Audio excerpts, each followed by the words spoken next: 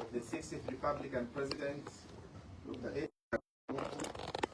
who passed away while in South Africa, where he was undergoing treatment at his own expense. May I request that we all stand and observe a moment of silence in honor of His Excellency Dr. Edgar Chagwa.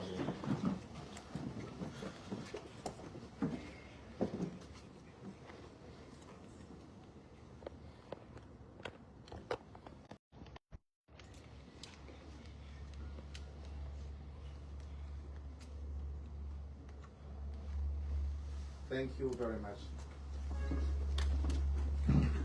Once again, I wish to extend our warm appreciation to you, our members of the Fourth Estate, for honoring our invitation. You will agree with me that much has happened since our last briefing on the 21st of May. While the focus of today's press briefing is to address some of the developments of the past month, we cannot ignore the serious challenges we are facing as citizens. Yes. It is not a secret that poverty levels have escalated in Zambia, and the situation does not seem to be easy. Despite many efforts to paint a picture of an economy which is on an upward trajectory, the way we are living in our homes is suggesting otherwise. One does not need to be a rocket scientist to see the correlation between the dismissals that occurred at the Zambia Statistics Agency, ZAMSTATS, and the so-called downward trajectory of inflation, while hunger among citizens has continued to rise. Yes.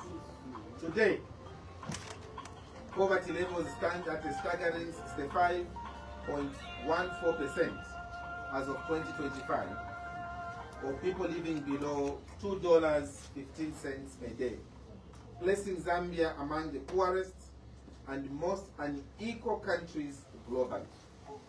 These are not CF statistics. These are World Bank statistics. Okay. Please feel free to fact check them so you can better appreciate what the numbers are saying. Countrymen and women, it is not a secret that the Zambian citizens today are more embattled and living under greater hardship than they did 4 years ago before the UPND took over government. It is also not a secret that while the majority of Zambians are wallowing in abject poverty, a small elite has emerged, rooted in tribalism and patronage, and seems to be taking hold of the economic engine without any consideration of the suffering majority. Today, citizens are either being treated to a barrage of blame games against the previous government or to empty promises of a better Zambia if the failed UPND administration is given another 5-year mandate. In fact, I saw what could pass for the joke of the century when I read a headline attributed to the outgoing president claiming Zambia will be a great nation by 2027 when they are voted back into office. The Zambian people are much wiser and more discerning than the outgoing president thinks they are. Zambians have resolved that never again will they vote for a government that does not see anything wrong with lying. Liars shall not be given an opportunity to stay in office, no matter how well they concoct their falsehoods.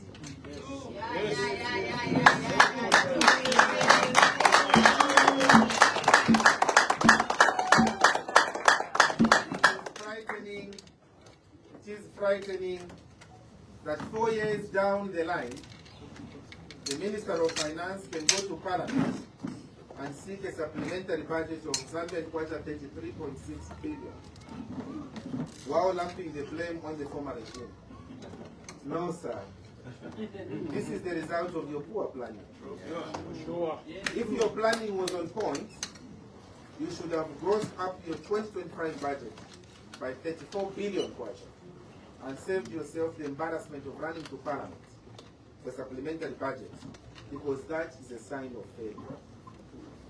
It should also be noted And on 21st June 2024, you asked for a supplementary budget of 41 billion. What? How ingenious.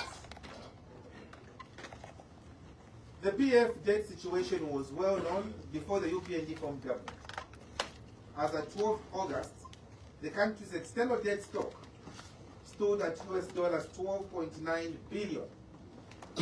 In your typical style, you promised the people you would fix the debt overhang along with all other economic hurdles. Alas, all that was nothing but hot air. And as it is said, lies have short legs. I'm sure you all recall the electorate being told that there were investors just waiting for someone to be sworn in, and that US $20 billion would be injected into the Zambian economy. Instead of that investment, we are treated to rantings, emotional outbursts, and endless blame games.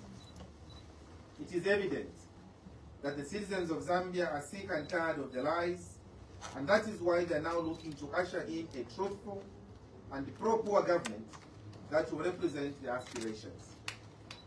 The citizens' face is alive to all these challenges that the country is faced with, and it is our intention not to merely point out these ills, but to share with you our redemption plan, how we will heal the nation and bring Zambia back onto the path of prosperity for all.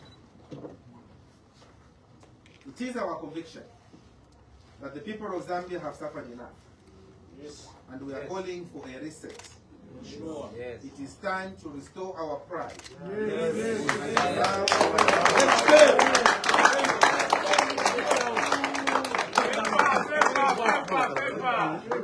It is time to restore our pride and allow our natural resources to begin working for Zambians. In this regard, today's press briefing will address the following subjects. 1. Pollution of the Kakure River. The citizens first, as in the past, raised concerns and flagged instances of environmental pollution that have had a negative impact on the country's water bodies. Recently, we highlighted a material breach that resulted in the Kakure River becoming polluted. We call upon the government to publish the record on the remedial works undertaken and to disclose the current status of contamination levels. The CF is concerned that while the pollutants have harmed aquatic life in both the Mwembeshi stream and the Kakure River, as well as surrounding areas, they also pose serious health risks due to the presence of heavy metals.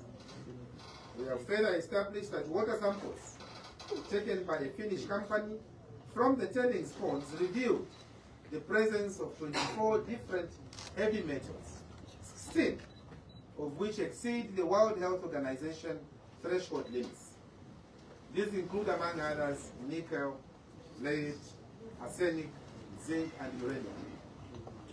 The risk posed by this level of environmental neglect is dire. We challenge the government to publish a report detailing what action is being taken to remedy the situation before lives are lost. Imposing a fish ban in the area is not a solution. It merely treats the symptoms while leaving the wound to fester. 2. Governance and transparency. The CF is concerned by the deterioration of governance standards in Zambia. If the current situation remains unchecked, it will be very easy for the country to degenerate into a one-party dictatorship. We therefore commend the Constitutional Court for standing firm and delivering the judgment that led to the death of Bill 7 of 2025. It is clear that the executive has every intention to hijack all government functions, as demonstrated by the attempt to commence constitutional amendments without any consensus with key stakeholders. While it is necessary to address some lacunas in the 2016 Republican Constitution, initiating the process without involving stakeholders was not only reckless, but dangerous, akin to pushing citizens into a position of revolt. The executive must be cautioned to follow established standards that have not only been proven effective, but have also helped the nation develop constitutions with broad bipartisan acceptance. What was equally worrying was to listen to the president, flanked by church mother bodies, who had raised concerns about the process. The CF found the president's lamentations reckless and lacking the decorum expected of the national leader. For the record, all constitutional amendments carried out by past governments involved broad-based consultation, save for the 1991 amendments, which did not require further consultation, as they were in direct response to citizens' calls for a return to multi-partyism.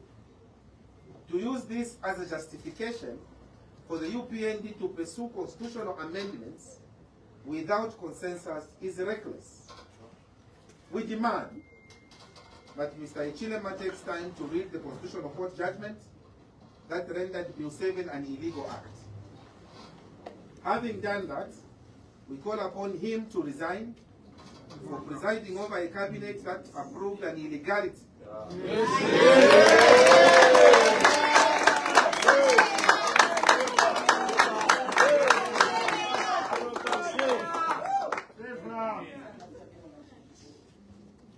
A president takes an oath to protect the Constitution of Zambia, not to cannibalize or adulterate it through illegal means. We also call upon foreign dignitaries who have chosen to look the other way while the UPND abrogates the law to reflect on the impact of their silence. It is sad to note that some diplomats accredited to Zambia viewed the Bosch Bill 7 as an internal process requiring no intervention or condemnation. While we appreciate the intervention by the Constitutional Court, we can only pray that going forward, diplomats will speak truth to government and call them out when they breach the Constitution. The relationships Zambia enjoys with your countries were not built by the UPND, and we hope you will aspire to maintain them after the 2026 elections, when the UPND government is defeated through the ballots. Yeah.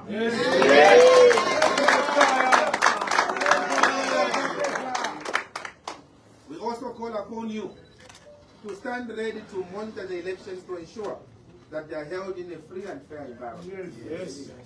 3. Government's legal action against the Lungu family. The citizens faced is concerned about the standoff that has arisen following the Lungu family's desire to honor the wishes of the 60th Republican President, who requested that Mr. Ichilema not be allowed anywhere near his body. While we appreciate the need for Dr. Lungu's remains to be laid to rest here in Zambia with full military honors, we also believe that the wishes of the family must be considered, and we call upon the President to do the same. A week ago, I reposted a video of President Lungu asking a simple question about the conduct of some people. Is it witchcraft? He asked. From where I stand, I am inclined to think that Mr. Ichilema must now tell the nation why he has insisted on being part of the funeral and why he doesn't want to give the Lungu family space to mourn the departed.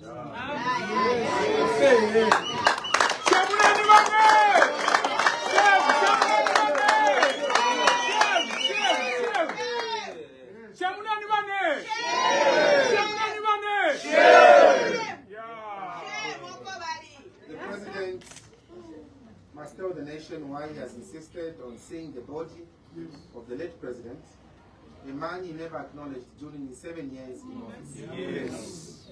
As if that were not enough, Mr. Ichilema has taken the grieving family to court. to compel them to release the body to the states so that government can preside over the funeral program against his express wishes. This is not just a taboo, it is also a source of shame and embarrassment for the nation. Call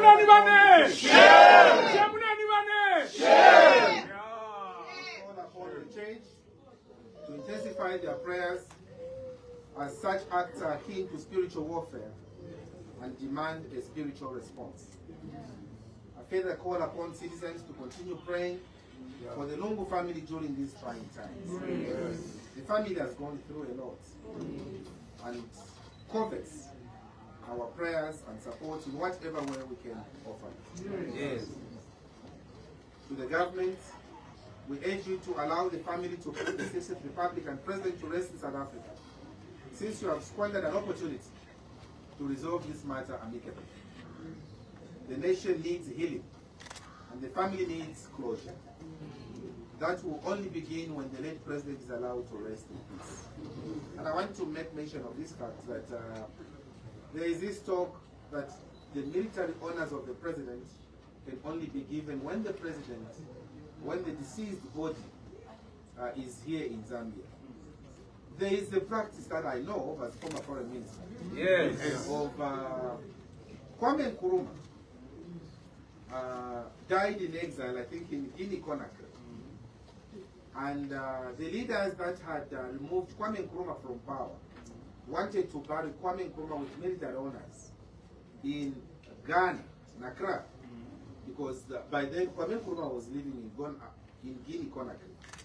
Sekou Touré, I think, who was the president then of Guinea-Conakry, refused to hand over the body of Kwame Nkrumah to the Ghanaian authorities, saying, you did not respect Kwame Nkrumah when he was alive, and you ridiculed him when he was alive. So Kwame Nkrumah will rest in a place where he was not ridiculed. And you only come to Ghana when the environment in Ghana is indeed stabilized. The military honors were granted to Kwame Nkrumah's body in absentia, in Accra. They did the military honors for Kwame Nkrumah without them burying him. The remains of Kwame Nkrumah came years later when the military honors were already done. So even here in Zambia, we can still do those military honors we are insisting and allow the family to put Edgar Chagos Lungu's remains in dignity and peace.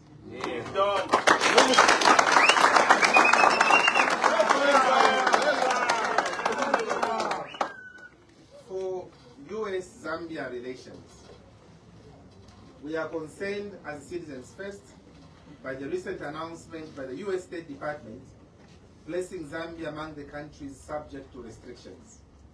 We are aware that the two countries have enjoyed bilateral relations dating back decades. To see this relationship, it highlights the decline in our governance standards. The chain of events, including the US ambassador raising the alarm over misuse of resources in drug procurement and pointing to corrupt practices among top officials, should have served as a wake-up call. The ambassador's call was not merely about the abuse of taxpayers' money. It was a call for government to stop paying lip service to accountability and governance. How do you explain awarding a contract to a company that takes forever to deliver, with no action taken to recover the funds paid up front? This is precisely the case with the ambulances scandal, which now risks dying out quietly unless we continue to talk about it. Some PS said he was going to resign. They were not delivered on time. Has he resigned? No. And they have allowed him to continue operating. We talk a lot in this country. We call upon government to take stock of the issues flagged by the US and implement a remedial plan to avoid blacklisting and travel bans against Zambian citizens. While we are aware of the restrictive covenants that have caused Mr. Chilema to shy away from the USA, we also know that the US remains a key partner that Zambia cannot afford to alienate, especially over a failure to be accountable. 5, fight against corruption. Yes. The UPND campaigned vigorously under the pretext of ushering in an accountable government that would eradicate corruption. The euphoria they created inspired the youth to turn out in numbers to help weed out graft and make both private and public service more accountable. Sadly, the reality has been deeply disappointing. It has become a case of jumping from the frying pan into the fire. Today, we are witnessing a level of corruption that surpasses anything seen in Zambia's 61-year history. The UPND government, once a fierce critic of graft, has itself become a symbol of unchecked abuse and political hypocrisy. Donor funds are reportedly being misused, straining relationships with partners and resulting in withdrawn support, yet the government's rhetoric remains hollow and unconvincing. Zambia now faces what many have called a textbook case of state capture. Strategic assets have fallen into the hands of elites with ties to government.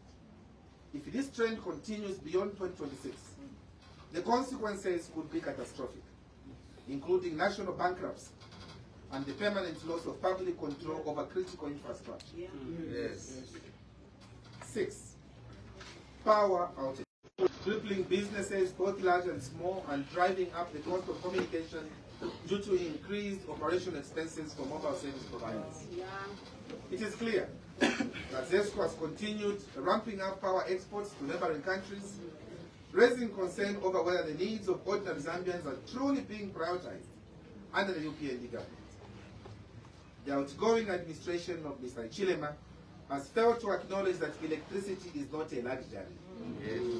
It is a basic necessity, essential to modern life and economic development. By putting exports above citizens' access to power, the government is confirming a growing perception of indifference towards the struggles of local communities and entrepreneurs. In our compounds where we're coming from, I'm a barber shop selling bali sala. Yes. I'm a salon bali sala. Yes.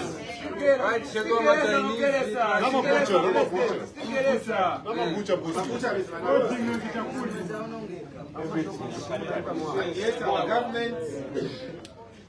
our government has continued exporting power. Small and medium-sized entrepreneurs, or enterprises in particular, have been hardest hit. With limited access to affordable alternative energy solutions, many are forced to operate under extremely challenging conditions, and in some cases have had no choice but to close their businesses. Yes. The citizens first promises a new path in our quest to reset the Zambian economy. Once in office, we will adopt a responsible, people-centered approach to energy management. Yes. Exports will only occur after domestic needs are fully met.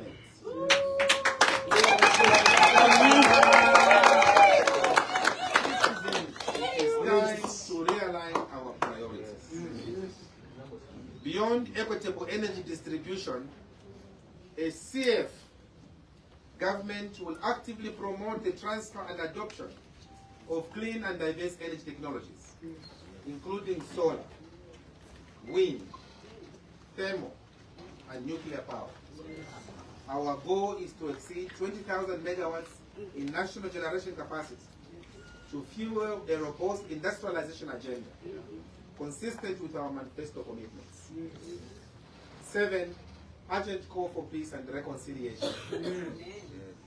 In times of division, hardship, and uncertainty, we often find ourselves standing at a crossroads. One path seeks to deepen rifts and divide us further through anger, resentment, and mistrust. The other offers something harder, but infinitely more powerful: the courage to seek peace and the strength to reconcile. Our story as a nation is one of resilience. Through struggle and success, in justice and hope, because of the collective spirit we carry, we have always found our way forward, even in the face of despotic and dictatorial leadership. That spirit is needed now more than ever to unite and reconcile this nation. We must rise above the politics that polarize us and the grievances that linger. Reconciliation is not forgetting the past. It is about learning from it. It is not pretending wounds do not exist. It is choosing to heal them with empathy, dialogue, and understanding. Let us remember that peace is not simply the absence of conflict, but the presence of justice, mutual respect, and shared purpose. We call upon the government to remember that your decisions must reflect the trust that people have placed in you, not for self-interest, but for service. To all citizens, we ask that you talk to one another, not past each other. Let us listen as much as we speak. Let us celebrate our differences instead of fearing. This is not the time to retreat into our corners. It is time to build bridges between communities, across party lines, and through generations. Reconciliation is a cornerstone of national unity, and peace is its greatest reward.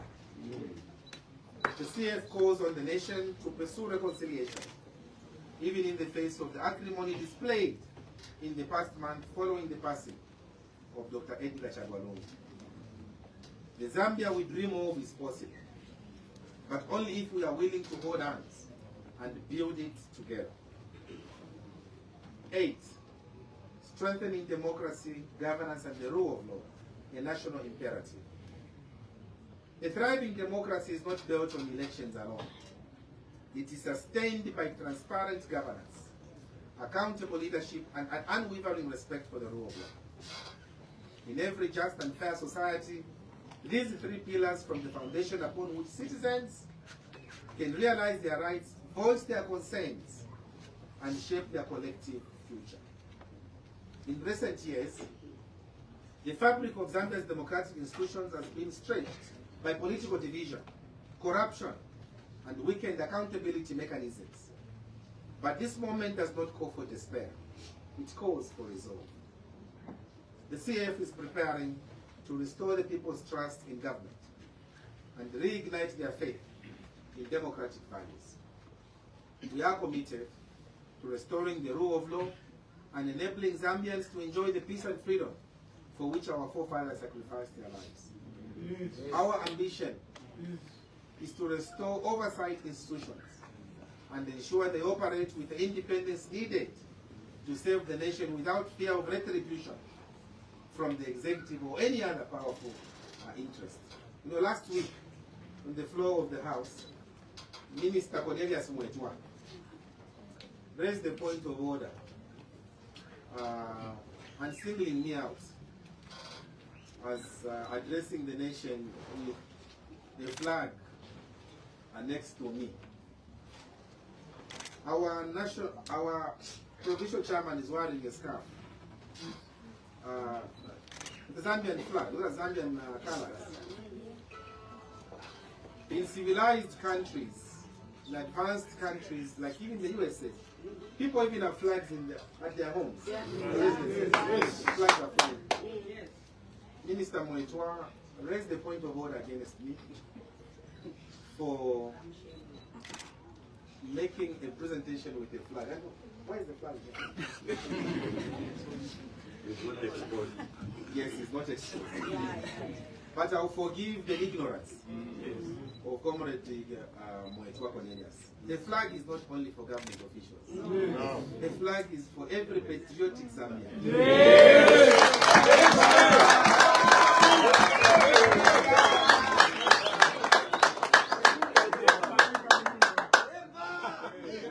And he went on to say he's worried with the convoy that people like myself I don't drive my vehicle alone, there's a convoy behind me. How did you even know that How did you even know that I have got some security guys following you behind?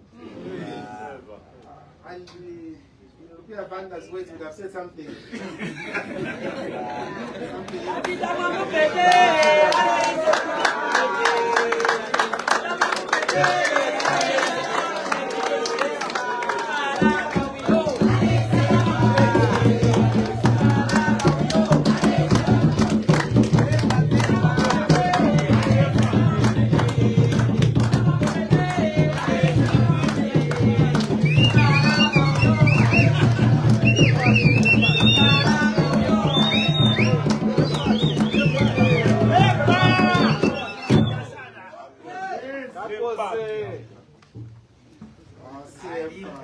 Forward-looking position.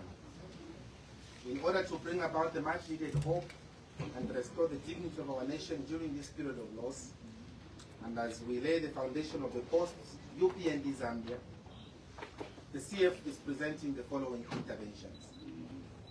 1. Deepening democracy. Democracy thrives when citizens are not just voters, but active participants in governance. We must strengthen civic education, ensure fair and credible elections, and protect media freedom. A diverse range of voices must not only be heard, but respected. Yes. No citizen should fear retribution for speaking truth to power. Yes. 2. Transforming governance. Public service shall return to its true meaning, service. This requires meritocracy in appointments, prudent resource management, and performance-based leadership. We will harness digital innovation and open data to reduce bureaucracy, improve transparency, and empower citizens to hold leaders accountable. Yes. We are determined to deliver true transformation in line with our 2026-2031 manifesto. 3. Upholding the rule of law. Justice shall be equal for all, regardless of status, affiliation, or wealth. The judiciary will remain independent, and the law enforcement will serve with professionalism and fairness.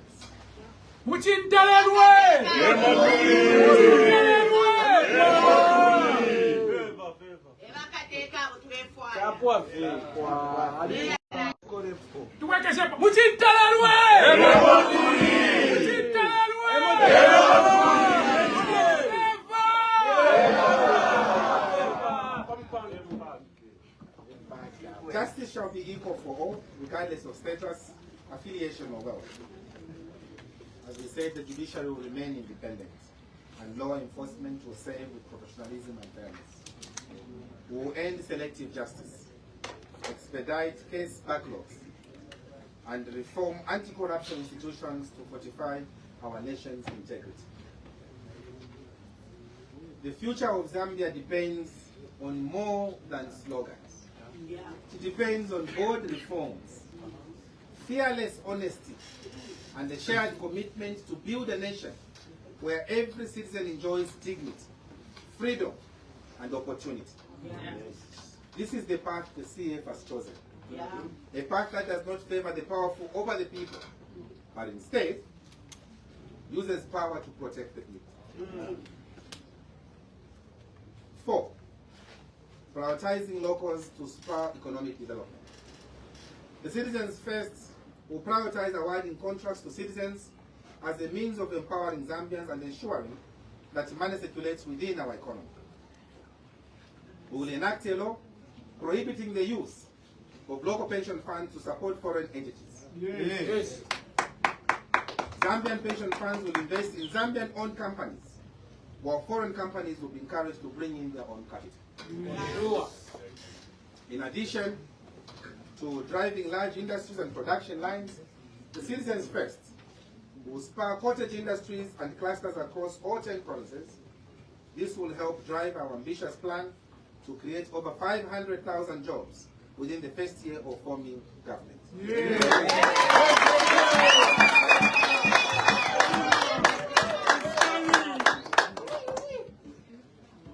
In conclusion, I know some people are getting tired. but these are matters we should be dealing with. Yes. The citizens' face is alive to the fact that at the heart of every nation lies its people. For people to thrive, unity must triumph over division, and healing must follow peace. Zambia has weathered many storms, political tensions, economic hardships, and periods of deep mistrust. But now we stand at a moment of reckoning and must take responsibility. We must decide to begin the difficult but powerful work of coming together. The collective determination will give us the strength to rid this country of corrupt elements whose sole purpose is to pilot Zambia's work and externalize it beyond the reach of the taxman. I heard the president the other day saying that there are too many holidays in Zambia. I think he meant there are too many tax holidays, right? Too many tax holidays, and I agree with him. Zambians work a lot, and yet we are giving tax holidays to others, and not Zambians. It is wrong. Choosing to heal does not mean forgetting. It means facing our wounds with honesty and empathy. Whether through injustice, inequality, or political violence, many have carried the scars of a broken system. But healing begins when we listen, when we acknowledge each other's plan and pain, and when we choose compassion over vengeance. The great Nelson Mandela demonstrated this when he chose to forgive those who imprisoned him for 27 years. We must resolve to build bridges, not walls. Because true unity does not mean uniformity. It means embracing our diversity.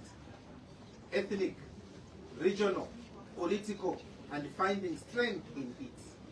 Dr. Kaunda always talked about the one Zambia, one nation model. He understood. It doesn't matter where you come from. Yes. We must find richness in diversity. Yes. Yes. We must reject tribalism, yes, political intimidation, yes, and hate speech. Yes. These are tools of division, not democracy. Instead, let us invest in dialogue, truth-telling, civic education, and peaceful coexistence. Let us give one another opportunities, not because of shared origin, but because of competence and the commitment to save. Let justice and reconciliation walk hand in hand.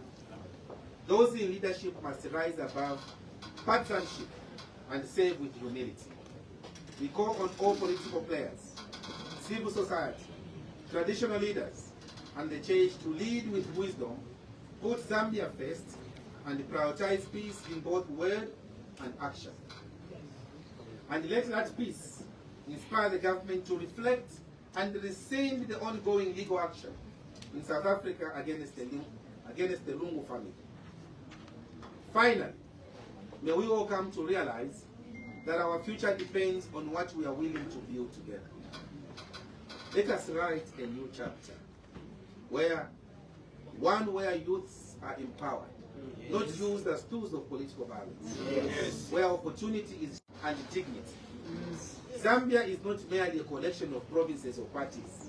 It is a single, proud nation yearning to heal from its wounds. Yes. Healing is not the work of one person or one institution. It is a sacred responsibility of every citizen. The CF challenges all of us to take this as a personal responsibility if we are to build a united, peaceful, and prosperous Zambia. I thank you. May God bless the Republic of Zambia.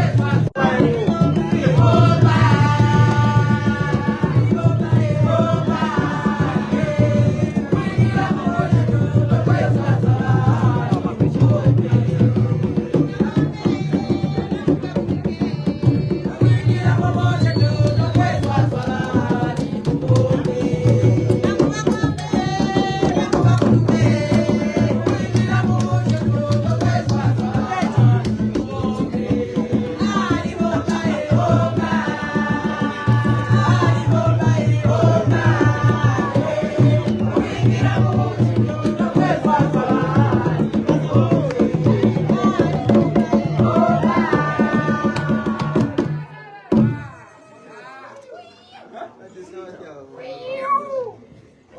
and gentlemen, at this point, we are going to allow questioning, and to allow as many questions as possible, we guide that kindly be brief and answer onto the point so that we can have more questions coming. So please, when you are selected, tell us where you are coming from, your name, and the organization you are executing. Thank you so much. My name is Best Jerry from Diamond TV. Towards your conclusion, you mentioned something to do with inspiring government to rescind the decision in South Africa, the legal action in South Africa. Are you able to shed more light on that? Okay, thank you.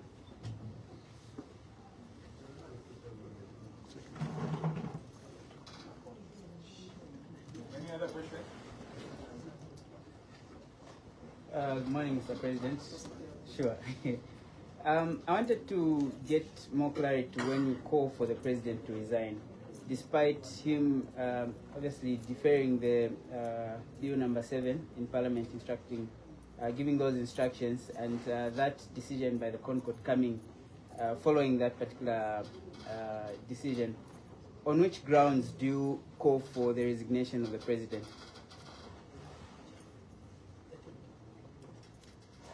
Any other question? So that we can take in 3. Thank you very much. So it means that you are very explicit. And 2 questions is enough for today. First, it is our appeal as citizens first for President Chilema to withdraw the Pretoria case against the Lungu family is based on humanity. And also today is the 2nd of July. In the next 3 days, from the time that President Lungu passed on to glory, he will be doing 1 month still in the mortuary. You know, that is traumatizing. Because on the one hand, President Chilema himself addressed the nation and told us that we needed to, life must continue. There must be a closure of the national mourning. But how can you have a closure when on the other hand, you again go to another country to go and put in an injunction restraining the family from burial? So we are asking President Chilema, and even yesterday when I was on Pluto FM, I made a passionate appeal to the President to say, Mr. President, help us. In times like this, you need to act not as a partisan president, but as a head of state. Yes. You are the only president who can refer to what's been in that place, but next year we'll work hard to make him be a former president. Yes.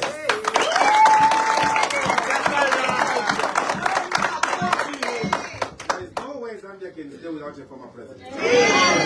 We need one.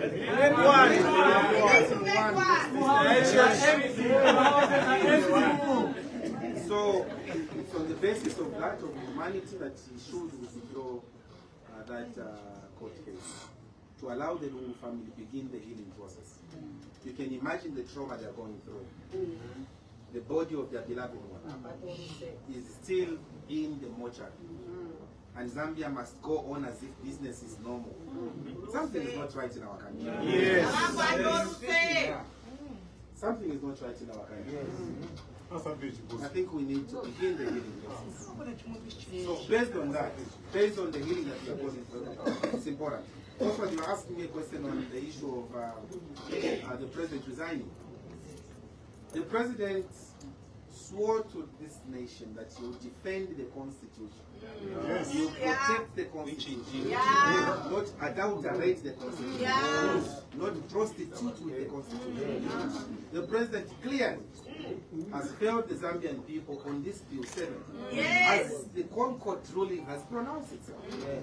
Mr. Chilema has got no ways but to provide integrity, show leadership, by saying I'm stepping down because I have not upheld the Constitution. We wanted to bring in that Bill 7 without consensus.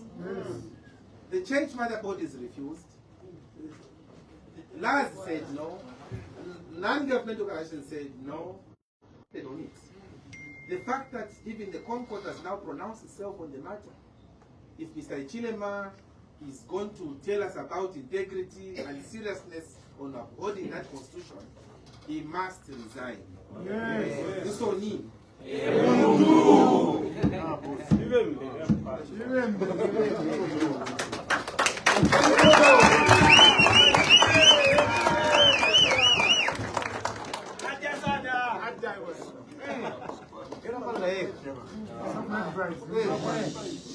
All of us have to start business. Always been there.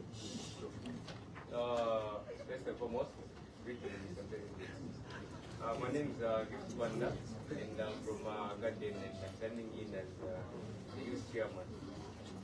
So, I've got one question. Sure.